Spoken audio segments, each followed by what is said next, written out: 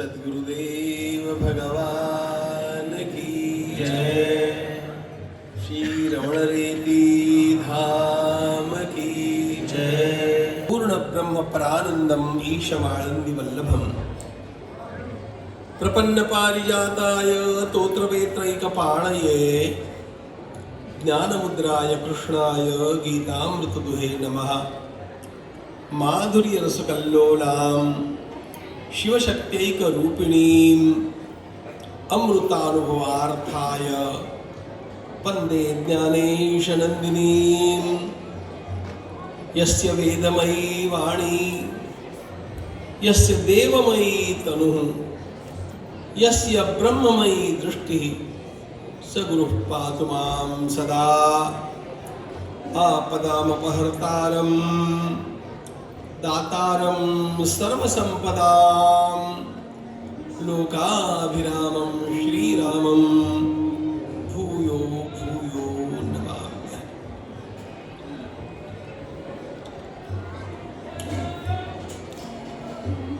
आज के इस मंगलमय सत्र में मैं जब आया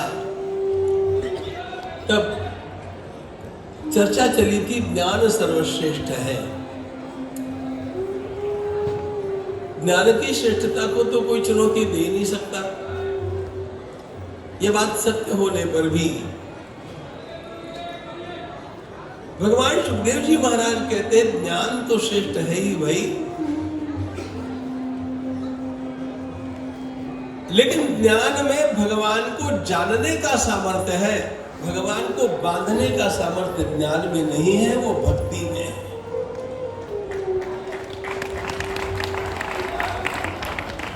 भगवान जैसे है वैसे जान लो, यह ज्ञान का सामर्थ्य है।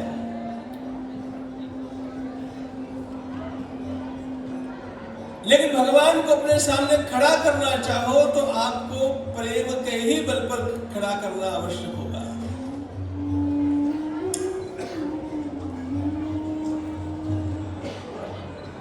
भक्त भगवान को खिला सकता है, भक्त भगवान को सुला सकता है, भक्त भगवान को नचा सकता है। ज्ञान में यह सामर्थ्य नहीं है। ज्ञान पूर्ण है लेकिन भक्ति परिपूर्ण है।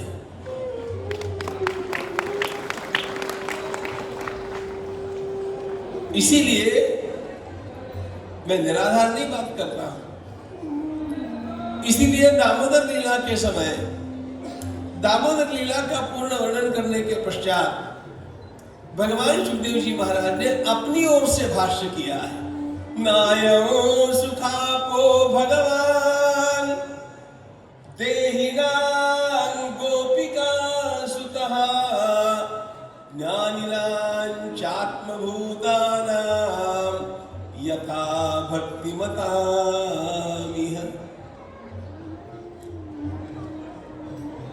नायम सुखापो भगवान देहिनां गोपिका सुतः ज्ञानिनां चात्मभूतानां यथा भक्तिमतामिह।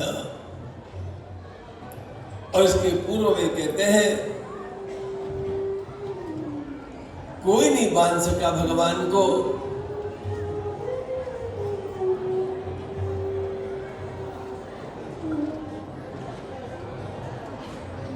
भगवान महादेव अत्यंत श्रेष्ठ है, भगवान ब्रह्मा जी अत्यंत श्रेष्ठ है, भगवती लक्ष्मी जी कितनी श्रेष्ठ है। न श्रीरप्यंग संश्रया प्रसादम नेमं विरिंचो न भवो। नेमं विरिंचो ब्रह्मा जी न भवो महादेव जी। नेमं विरिंचो न भवो न श्रीरप्यंग संशया प्रसादं लेभिरे गोपी यत्तत्प्राप विमुक्तिदात्। किस प्रसंग में बोल रहे हैं भगवान सुखदेव जी महाराज? यशोदा मैया ने, मेरा विषय दूसरा था, ये दूसरे चल गया। यशोदा मैया ने भगवान को बांधना चाहा, अब वो पूरा नहीं बतलाऊंगा।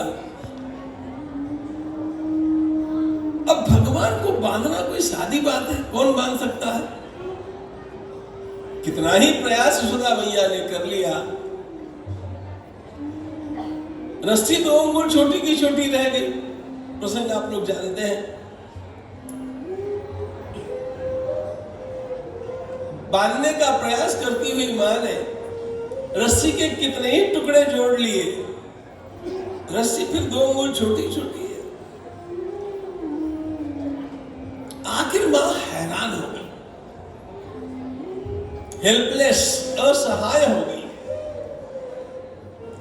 वैसे ही मैया को बहुत दौड़ लगानी पड़ी थी कन्हैया के पीछे।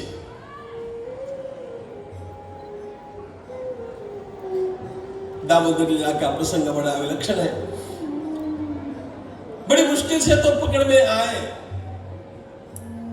और लाकर के खड़े किए। दो दौड़ लगाने के कारण मां को परिश्रम हो गया था।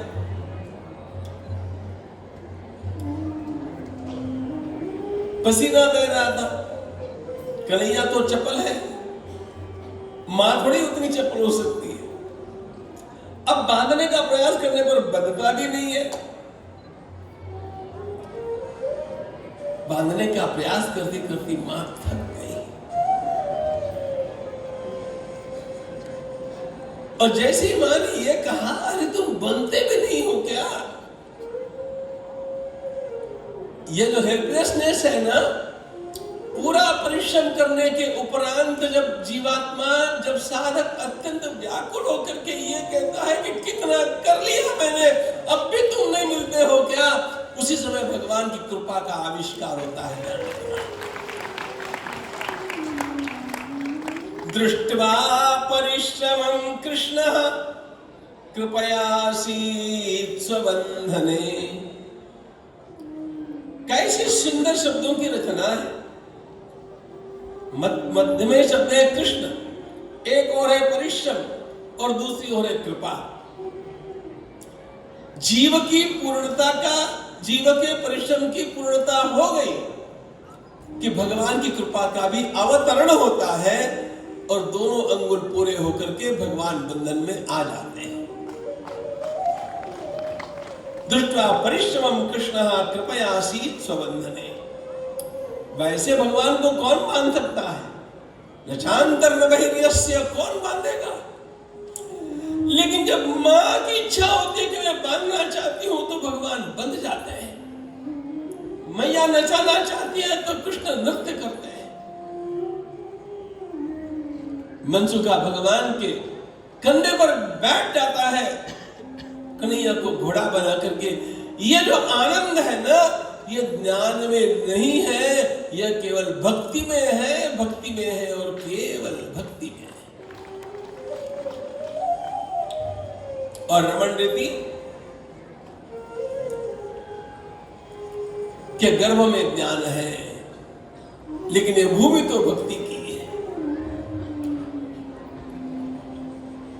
नायं सुखाप्नेमं विरिञ्चो न भवो न श्रीरप्यंग संशया प्रसादं लेभिरे गोपी यत्तत्प्राप विमुक्तिदात। सुखदेव जी महाराज मौज करते हुए कहते हैं, जो लोगों को खुलेआम मुक्ति बांटता है, मुक्तिदार, विमुक्तिदार, इसको मुक्ति चाहिए ले लो, उसको चाहिए अच्छा ले लो, सब लोगों को मुक्ति बांटने वाला आज बंधन में फंसा है। यह बंधन केवल प्रेम का बंधन हो सकता है मित्रों। एक प्रेम अथवा भक्ति के बंधन के अलावा कोई बंधन नहीं जो भगवान को बांध सकता। और उसी भक्ति का हम अवलोकन भगवान श्री रघुनंदन के श्रीमुख से कर रहे थे। प्रथम भगति संतन कर संगा, दूसरी रति मम कथा प्रसंगा। प्रथम भगति संतन कर संगा, भगवान भगवती शबरी के समक्ष नवधा भक्ति बतला रहे। सत्संग का महात्म्य हमने देखा। भगवत कथा में रति होनी चाहिए, इसका विचार हमने किया। कथा का केवल श्रवण नहीं, कथा में रति आवश्यक है, कथा में प्रीति हो जाए आवश्यक है, जीवन कथा में हो जाए आवश्यक है। दूसरी रति मम कथा प्रसंगा, गुरुपद पंकज सेवा, तीसरी भगति अमान, चौथी भगति मम गुणगण, करई कपट तजी गान। भगवान कहते हैं शबरी देखो,